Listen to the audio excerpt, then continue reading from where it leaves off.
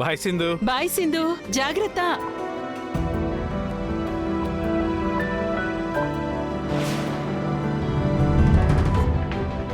మావయ్య గారు, మీరు నన్ను క్షమించాలి.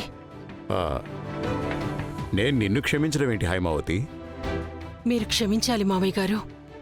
ఎందుకంటే నేను మిమ్మల్ని చాలా తప్పుగా అర్థం చేసుకున్నాను.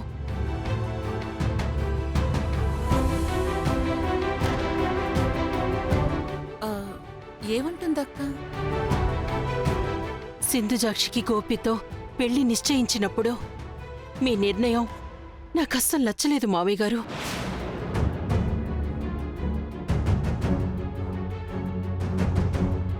సింధుజాక్షి బాధపడుతుంటే దాన్ని కన్న తల్లిగా తన కోసం నిలబడలేకపోతున్నానని నాలో నేనే కొమిలిపోయాను.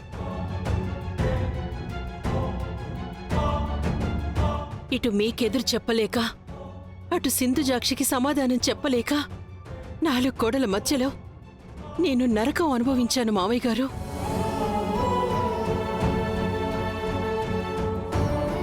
నా కూతురు భవిష్యత్తు గురించి భయపడుతూ మీతో మాట్లాడే ధైర్యం లేక చాలాసార్లు ఈయనతో చెప్పాను. ఈయనేమో నాన్నగారి నిర్ణయమే నా నిర్ణయం, నాన్నగారి నిర్ణయం మీద నమ్మకం ఉంచు అని నాకు ధైర్యం చెప్పేవారే కానీ నాకు మాత్రం ధైర్యం సరిపోయేది కాదు.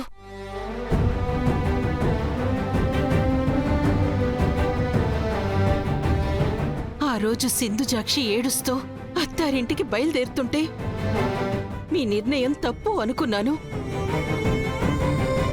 అదే సింధుజాక్షి ఇప్పుడు సంతోషంగా అత్తారింటికి వెళ్తుంటే మీ నిర్ణయాన్ని ఎందుకు తప్పుగా అర్థం చేసుకున్నానా అని ఇప్పుడు సిగ్గుపడుతున్నాను మావయ్య గారు.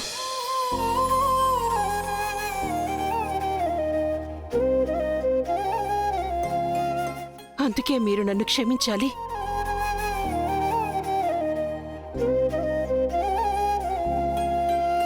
మధుసూదన్ పెళ్లి విషయంలో కూడా అదే పొరపాటు చేశాను.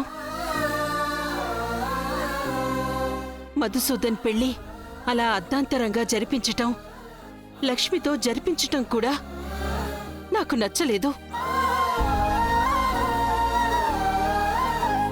కానీ లక్ష్మి మన మధుసూదన్ కోసం, మన కుటుంబం కోసం నిలబడే విధానం చూస్తుంటే ఇలాంటి లక్ష్మినేనా నేను కోడలిగా అంగీకరించనిది అని చాలా బాధపడ్డాను.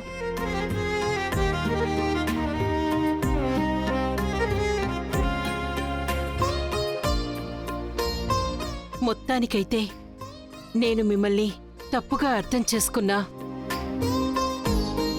మీరు మాత్రం మాకు బంగారం లాంటి అల్లుణ్ణి, మేలిమి బంగారం లాంటి కోడల్ని ఇచ్చారు.